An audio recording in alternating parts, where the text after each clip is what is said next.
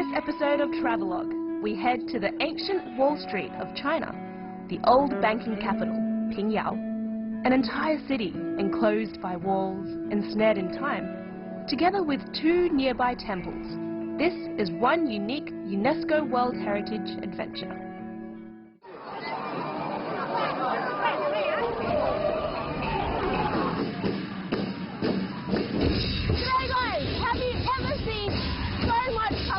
In your life, because I certainly haven't. After all, it is the very last day of Chinese New Year celebrations, which means it's the 15th day of the first lunar month. And here in northern China, they celebrate something called the Junghwa Carnival, which is something like worshipping the gods of earth and fire. So I guess they say that Chinese New Year can't start off without a bang.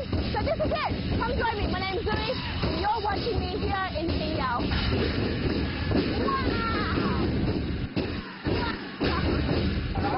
你好，小朋友，你有多大了？11岁啊。你学了这个多少年了？不到1年。不到1年就可以这么好？3天，连半年都没有。3天了吗？3天。你学了3天？3天就这么会？不学。哦。你说是真的还是假的？真的。3天就学了会了吗？不是3天，3年。 是吗？不是3天，3、2分钟，真的。These kids， 这个我可以看一下吗？你？哦，原来是这样的。那你们不能近战是吗？一定要就是这样。必须这样。All right, I'll stay there. I'll stay there. That was just one out of a huge repertoire of folk performances, all designed to draw the community together and bring good luck and happiness to everyone. Oh my goodness. Junghwa festivities are an ancient northern Chinese tradition dating back 2,500 years. The revelry in the streets here in Pingyao is said to be the most authentic. So, it's no surprise the place is chock-a-block full of visitors. If you find you need some breathing space though, there's plenty of it at the perimeters.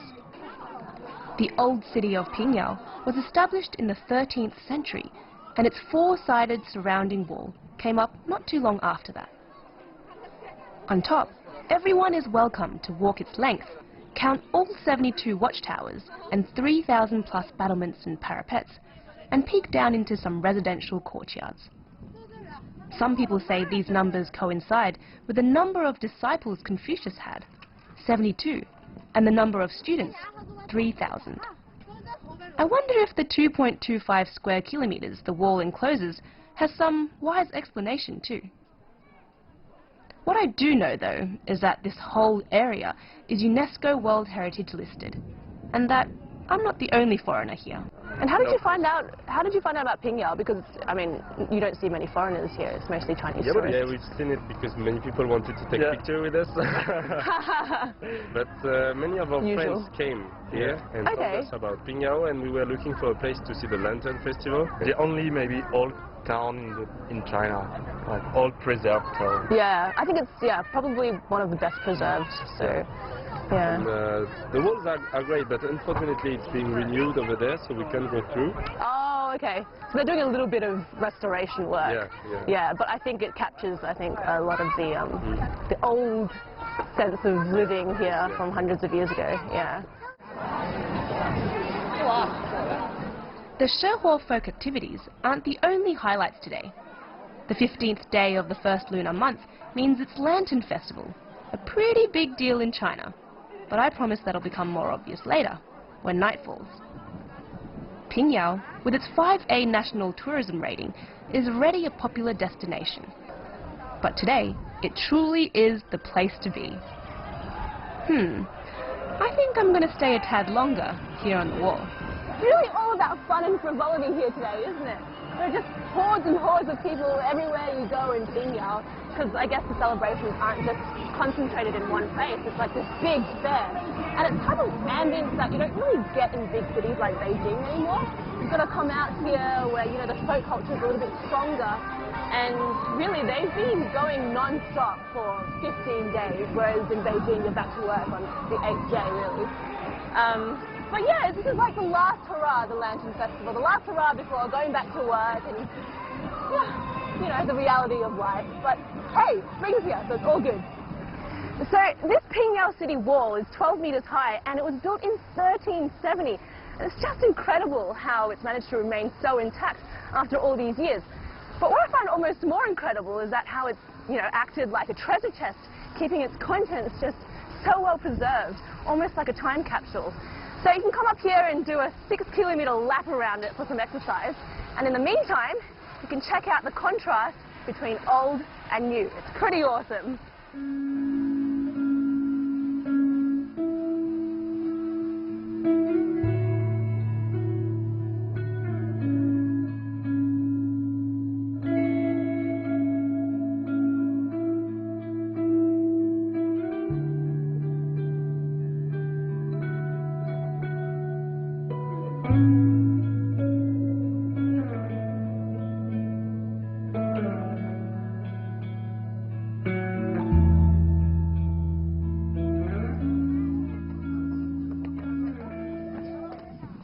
On this day, sure, it's mostly about merriment, but it doesn't take away from the solemn significance of the site. While many of China's modern metropolises are stretching sideways and skywards, Pingyao sprawl is very much contained. In the words of UNESCO, Pingyao is an exceptionally well-preserved example of a traditional Han Chinese city, the Han people being the largest ethnic group in the country, and indeed, the world. It's a living museum of architectural styles and town planning that evolved over 5 centuries during imperial times, then was frozen for several centuries more. Yet, its arteries pulsate with life, and on a night like this, it's not only alive, it's alight. Remember how I promised you that after nightfall, Lantern Festival would be obvious? Well, Calling this a Lantern Festival was pretty deceiving, right? Especially nowadays. You know, I thought a lantern was kind of this red dangly thing that you hang in front of Chinese restaurants, but this is something else altogether. These, I guess, artworks, you could say that this is an art exhibition with contemporary and traditional themes, and yeah, I mean, it's pretty cool to walk around with the locals and, you know, with the full moon, and the smell of smoke from the fireworks clogging my nostrils. I'd say this is a pretty good end to the start of my new year. the roots of Lantern Festival can be traced back to more than 2,000 years. Originally, children would carry simple paper lanterns. Only the emperor and nobles would have large, lavish ones. These days, the lanterns are extra large and extra lavish, but they still symbolize the same things they have done for a long while: good fortune, letting go of the past year, and embracing the new.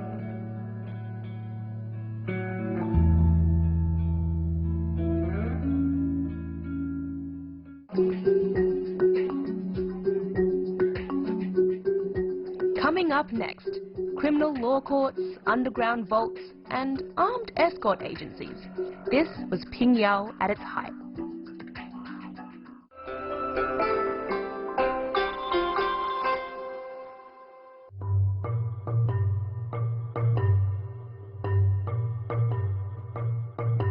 Pingyao is located in the northern Chinese province of Shanxi and is 600 or so kilometers southwest of Beijing, or a 4-hour high-speed train ride away. And check out my room, guys. It's a pretty sweet place to stay, hey?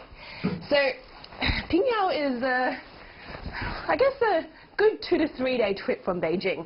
So I guess that explains why so many people come on the weekend and during special occasions like traditional festivals.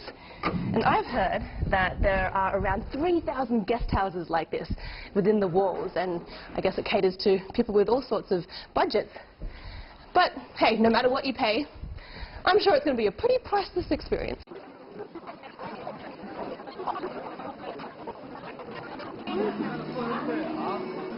The old city is just waking up, with a little bit of a hazy hangover after partying all day yesterday. Soon enough, it's back to business as usual, with people setting up shop to serve the steady stream of sightseers. I don't quite know which century it is right now, but I do know that I like snacks.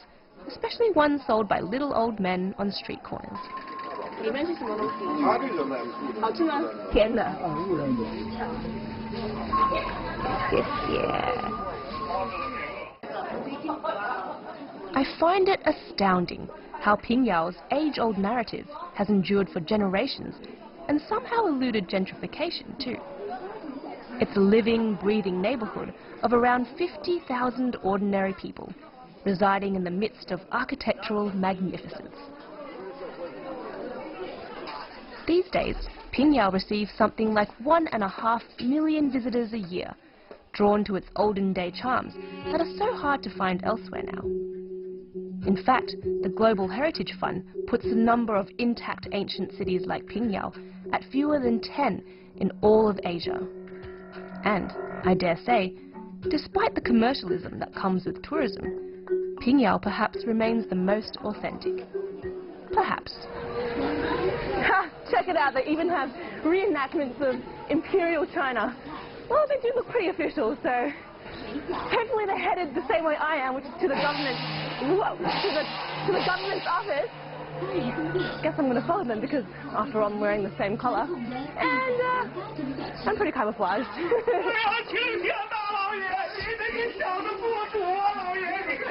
这胃口不错呀，这啊，人多，你一个我一个，都给尝没了吧？这不是？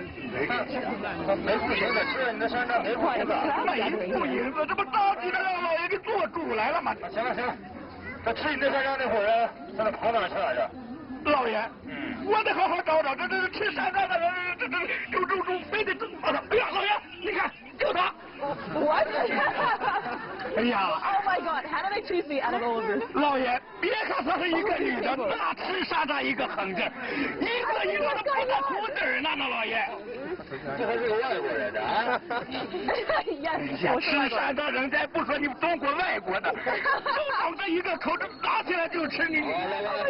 行，带回去了。Am I gonna be arrested or something? Okay. Alright, guess I'm following them. Which was my original intention, anyway. 跟着回衙门。 We're witnessing a trial at the primary law court of Pingyao's ancient county government office. It's supposedly the largest and best preserved county government office in China. The oldest remaining building in the compound was built more than 650 years ago.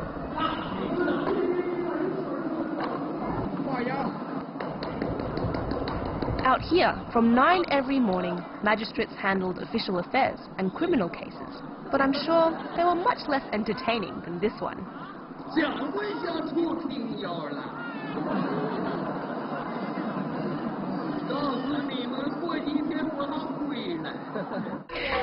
That Academy-winning performance was a little glimpse into what life may have been like back in the day. So it was a story of a meat vendor who accused an official of stealing his money. But they needed the proof that the money that was found in the official actually belonged to the meat vendor. So the magistrate had a very good idea. He put the money into a bowl of water, and the grease that lifted to the surface was the evidence that they needed to throw the official into jail. And this is one of the cells that perhaps he would have spent his sentence in. Ah! Let me out! It wasn't me! My money, I just have greasy hands. Comedic plays aside, Pingyao is probably most famous for its prominent role in China's economic history. By the 1500s, it was a regional financial hub. In the late 1800s, it was considered the financial center of the empire. In fact, Pingyao boasts China's very first draft bank, founded in 1823. Alone, it apparently controlled almost 50% of the nation's silver trade. It was one of the 22 financial institutions in the city, out of 40 or so in all of China.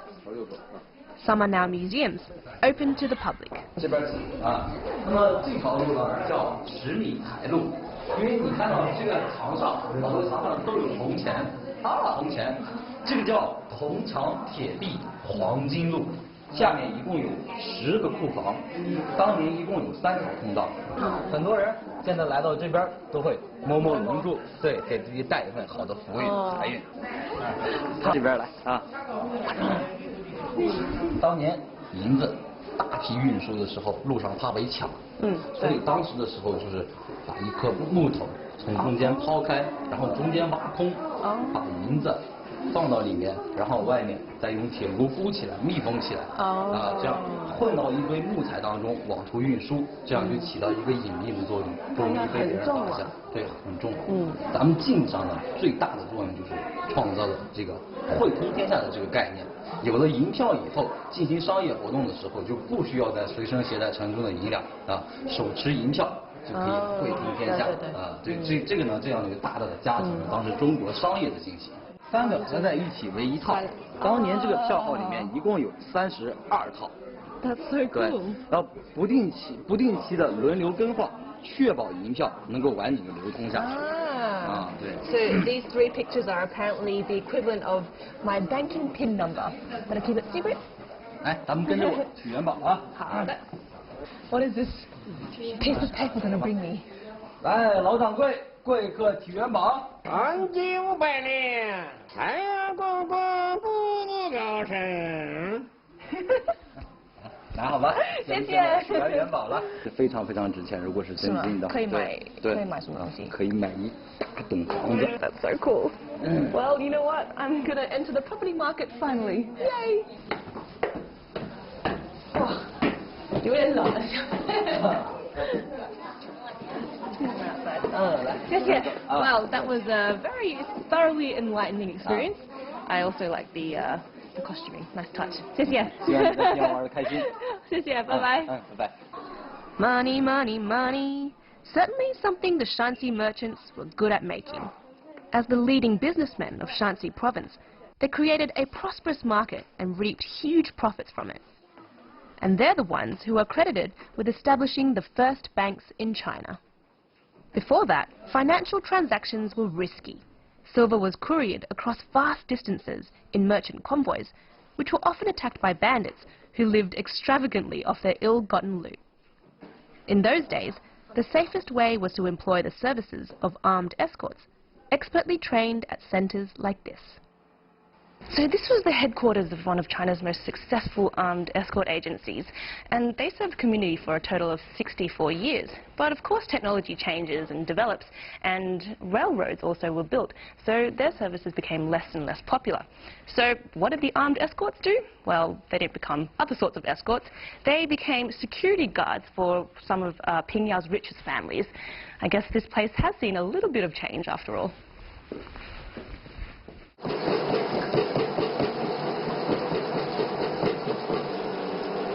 I wonder if Pingyao people ate noodles like this back then, too. Shanxi is well known for its noodle selection, and I figure it's time to refuel. So, I pop into one of the hundreds of eateries within the walls. Put a little bit of local vinegar onto it. Give it a bit of a punch. Yeah, that is delicious. A bit of a punch, a bit of a kick, and then it's back to exploring the rest of Pingyao.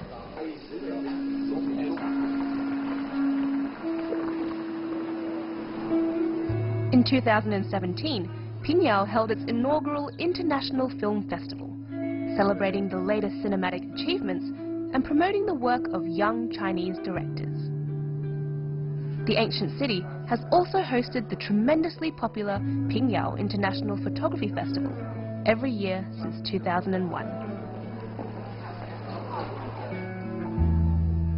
But even on an average day, or average night, there's a very cultural feel to Pingyao. Sometimes a tad tawdry and touristy, but nothing will detract from its immortal reputation as China's ancient Wall Street. A walled city of streets lined with big banks that forever transformed the fiscal landscape of the country.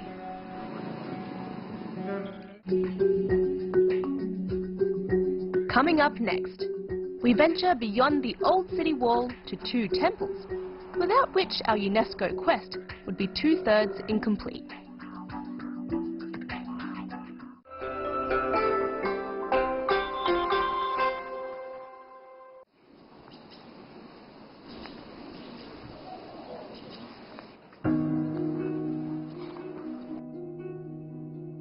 This is Junghwa Temple, about 12 kilometers from the northeast corner of Pingyao City Wall. Its oldest hall was built in 963 AD. It's China's one and only surviving building, dating from the rather brief Northern Han Dynasty, which lasted just 28 years. The Wanfo-Tian, or 10,000 Buddha Hall, is also one of China's oldest wooden buildings. It sports quite feasibly the most elaborate timber brackets in any temple I've visited, and believe me, I've been to quite a few with Travelogue. Little more is known about the temple's history, other than that it was renovated twice in the course of a millennium, and in 1997 it was inscribed on the UNESCO World Heritage List. 1, 2, 3 meters. That's how far these eaves extend from the main support structures of this building. And it was really quite rare for architecture of that period in time. And if you look up, you can also see that the roof kind of flicks out at the very end. So not only does that protect the building from rain, but it also lets a lot of sunshine in and for wind to pass through, so it dries out the wood. That's one of the reasons why this structure has managed to last more than 1,000 years. Very effective and ingenious. Miraculously, the entire structure was assembled without a single nail holding anything in place.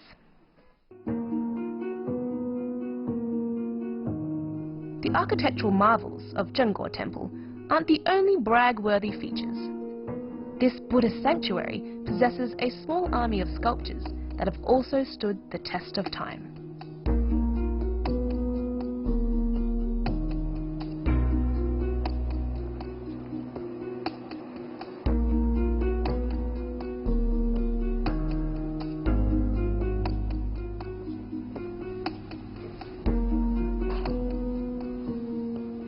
Amazing how they've managed to capture such vivid facial expressions with just clay and straw.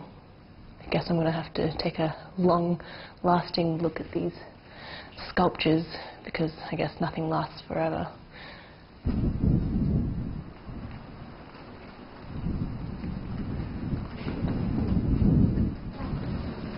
That said, this temple has done a pretty decent job in lasting close to forever. Especially considering the Northern Han Dynasty existed at the time of the 5 dynasties and 10 kingdoms, a period of violent political upheaval. I suppose this place must have been something of a calming spiritual refuge.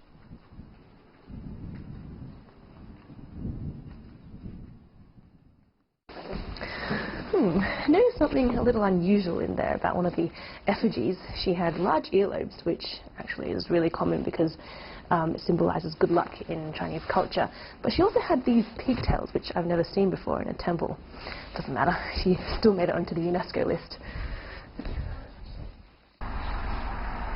And yet, we're still not done here with the World Heritage sites. There's one more stop, another temple, in the opposite direction, about 6 kilometers from the southwest corner of Pingyao City Wall. This is Xiangling Temple, the so-called third treasure of Pingyao. Established in the 6th century, this sacred compound is noted for its multi-hued compendium of more than 2,000 sculptures, 4/5 of which still exist. So, at the entrance to this temple compound, you've got these 4 rather fierce-looking temple guardians watching your every step. And it's said that no matter where you are in front of them, they've got at least one eye looking at you. Ah! Or both, if it's possible to focus.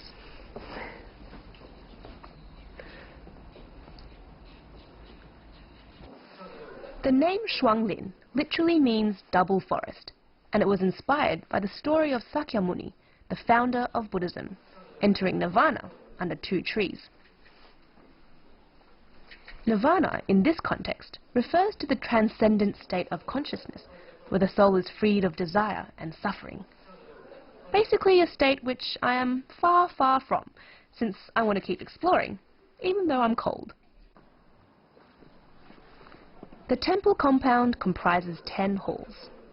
They're packed with Buddhist statues, considered amongst the finest examples of Chinese coloured sculpture.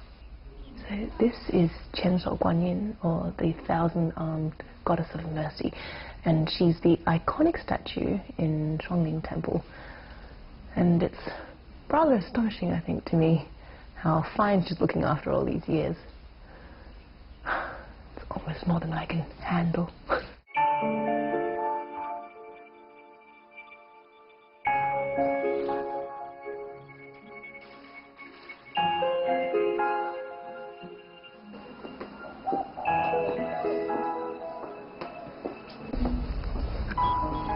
Puns aside, although Xiangling Temple is a wee bit out of the way, and the magic of the moulded masterpieces is slightly shielded by thick metal bars, it's definitely worth an hour or two of your time.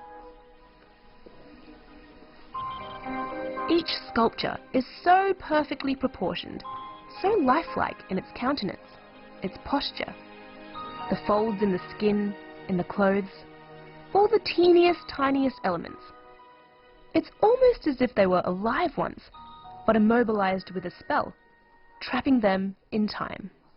The statues of common people are actually really uncommon in temples, but at Xiangling you can find them peppered around the place. And they're actually of ordinary people who donated money to the construction of this temple. But here in front of me there's a life-size effigy of someone called Mr. Niu. So he and his wife provided water to the construction workers, and these good deeds earned him a place here, immortalized in front of these higher beings. I'd say that's a pretty great honor, isn't it?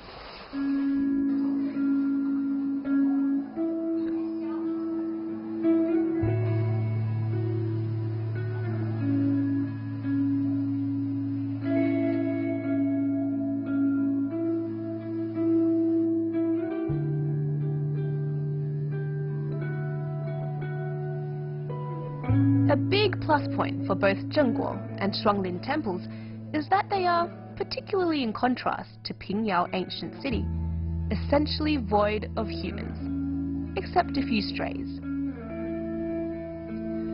To me, a visit to Pingyao isn't complete unless you've done the UNESCO World Heritage trifecta here. That, and being awed by the sheer age of these sites, as well as how little they've surrendered to the over-restoration and over-commercialization that often undermines the historical and cultural value of such places. Pingyao, it's been a pleasure.